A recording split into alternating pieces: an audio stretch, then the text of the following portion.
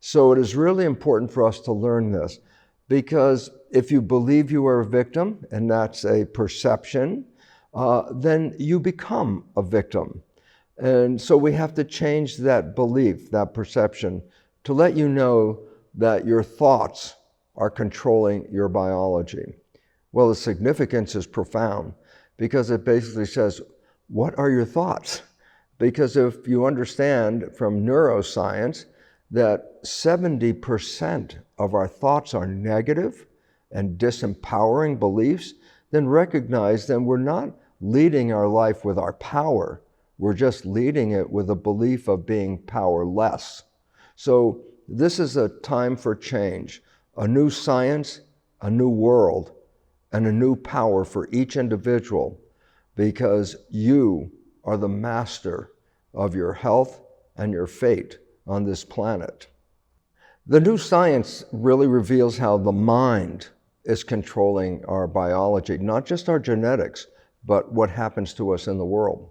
And when you say the mind, it sounds like there's just one mind, but this is a misunderstanding. There are actually two minds. Each one has a different function, and more importantly, each mind learns in a different way.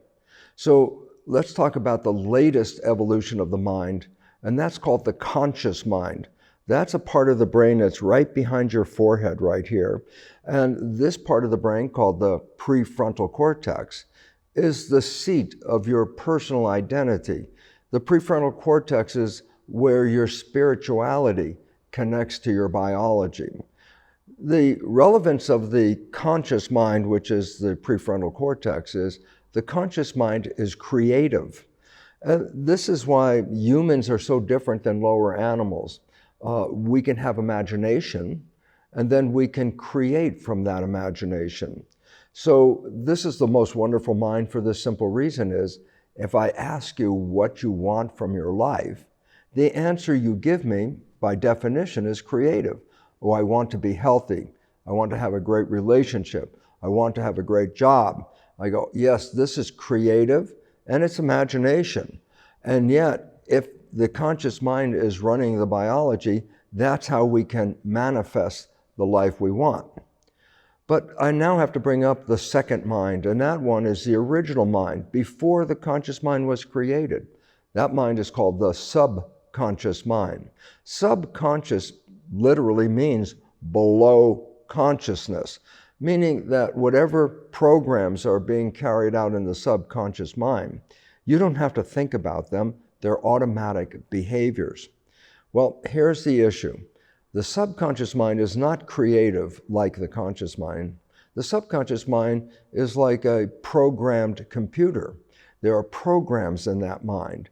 And the beautiful part about these programs is we can learn programs. And you say, so what's good about it? I say, well, think about it this way. I don't know what age you are, but when you began walking, you were less than 2 years of age. And you learned from that experience as an infant how to stand up, how to walk without falling down. And this became a program of walking. So you can be 100 years old now, and you're still walking. And it's easy because the same program that you got when you're 2 is still in there. So the subconscious mind is like the habit mind, habits, things that we learn. Well, some people say the subconscious mind is where evil comes from, sort of like a Freudian mind where the worst part comes from, and they blame the subconscious. Well, let me give you a simple understanding. The subconscious mind is like a CD recorder. I can record a program into it, and every time I push the program button, the program will play, and you can push the button forever and ever and ever, and you can keep playing the program, such as walking.